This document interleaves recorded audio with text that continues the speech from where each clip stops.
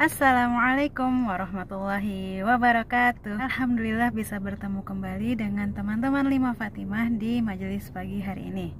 Baik teman-teman, insya Allah hari ini berkisah ya. Kisahnya tentang apa?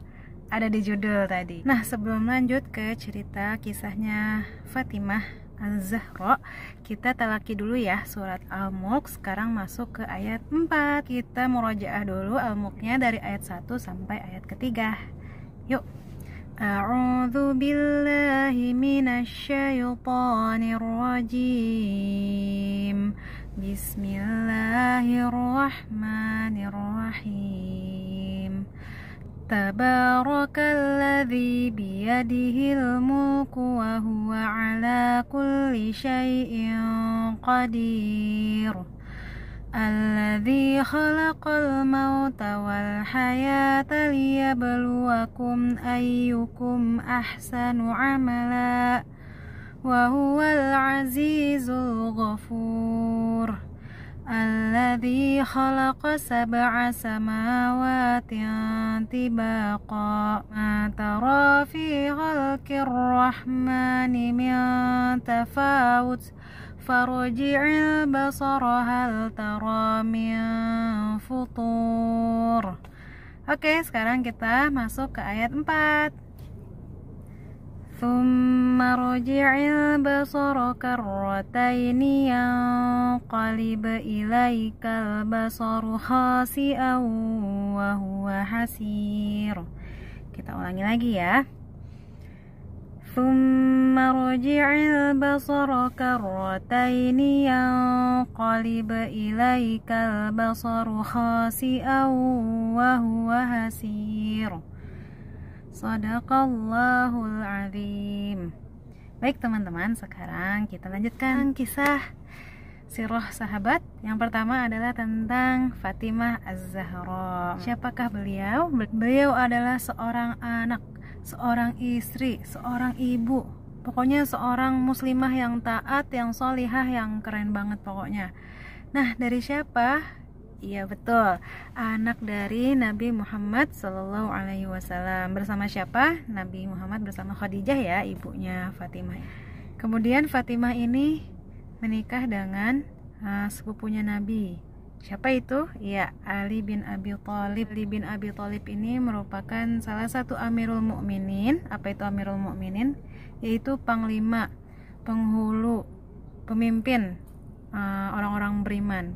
Ali bin Abi Thalib ini juga merupakan salah satu dari 10 orang yang dijamin masuk surga. Dan Fatimah ini juga merupakan ibunda dari 2 pemuka para pemuda di surga nanti. Siapakah mereka? Iya, Hasan dan Husain. Nah, cucu Rasul ini, Hasan dan Husain, akan menjadi pemukanya para pemuda di surga nanti.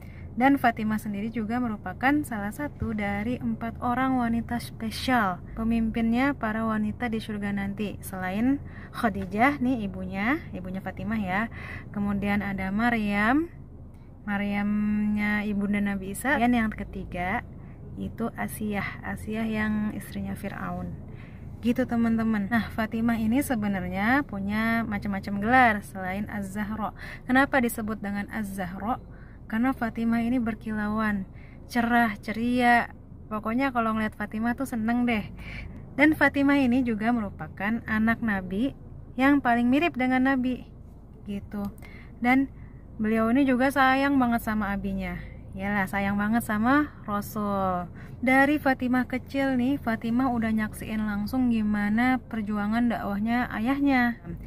Karena Fatimah ini lahir sebelum Nabi Muhammad nih diutus menjadi Rasul. Nah, kira-kira umur 5 tahun itu Rasul diangkat jadi Rasul. Dan itu kan awal-awalnya berat banget ujian yang dialami oleh Rasul sebelum hijrah. Dan saat masih kecil itu Fatimah sudah menjadi saksi gimana orang-orang kafir ini gak suka sama Rasul, gimana orang-orang kafir ini udah dikasih tahu tapi masih membangkang. Fatimah ini sangat-sangat membela ayahnya. Dan Fatimah ini juga cerewet. Jadi cerewetnya itu dipakai dalam hal yang positif teman-teman ya.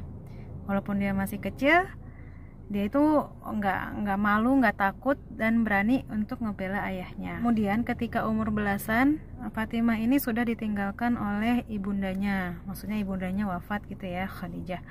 Akhirnya Fatimah ini mengambil peran untuk memenuhi kebutuhan Rasul. Jadi beliau juga mendapatkan gelar Ummu Abiha. Ummu Abiha itu artinya ibu dari ayahnya. Bingung nggak? Iya, jadi Ummu Abiha itu ibu tapi dari ayahnya, karena Fatimah ini ngurusin keperluan Rasul. Dan Rasul ini sayang banget sama Fatimah ini. Ketika sudah beranjak dewasa, terus Rasul kan udah ditinggalin sama Khadijah, habis itu Rasul nikah nih sama Aisyah. Akhirnya sahabat-sahabat yang lain itu beranilah melamar Fatimah nih. Nah, ternyata yang lain ngelamar tapi pada ditolak, sampai akhirnya Ali yang ngelamar dan Rasulullah nerima. Akhirnya menikahlah Fatimah dengan Ali. Ketika berumah tangga nih, ada salah satu kisah yang mana dijadikan amalan ringan sebelum kita tidur. Apa tuh? Jadi Fatimah ini kan dia mengurus rumah tangga capek, pokoknya semuanya dikerjain deh, dan gak ada pembantu gitu. Akhirnya Fatimah ini meminta kepada Rasulullah agar diberikanlah budak atau pembantu gitu ya, untuk membantu urusan-urusan atau keperluan di rumahnya. Tapi kemudian Rasulullah malah memberikan solusi yang jauh lebih baik daripada pembantu tersebut, yaitu Fatimah diminta sebelum tidur untuk bertakbirlah kamu 34 kali, Allahu Akbar gitu ya, kemudian bertasbih 33 kali dan bertahmid 33 kali. Itu teman-teman. Jadi subhanallah itu kan bertasbih 33 kali, kemudian bertahmid alhamdulillah 33 kali, dan bertakbir Allahu Akbar sebanyak 34 kali sebelum tidur. Nah, itu solusi dari Rasul kepada anaknya Fatimah. Jadi teman-teman nih, mulai sekarang bisa kita amalkan ya sebelum tidur. Misalkan kita capek nih, sehari-hari tugas, ngeliat Zoom, belajar. Nah, sebelum tidur coba deh amalkan apa yang Rasulullah ajarkan kepada anaknya Fatimah. Nanti setelah itu kamu rasakan perbedaannya. Gitu teman-teman ya, untuk kisahnya Fatimah Az-Zahra hari ini. Semoga kita bisa meneladani dari kisah anak tercintanya Rasulullah SAW ini ya. Seperti nama kelas kita, 5 Fatimah Az-Zahra. Baik teman-teman, sekian untuk hari ini. Tidak bosan Ustazah ingatkan untuk jangan lupa sholat duha nanti ya. Dan semoga Allah mudahkan semua pelajarannya hari ini. Sampai berjumpa insya Allah di majelis pagi berikutnya. Assalamualaikum warahmatullahi wabarakatuh.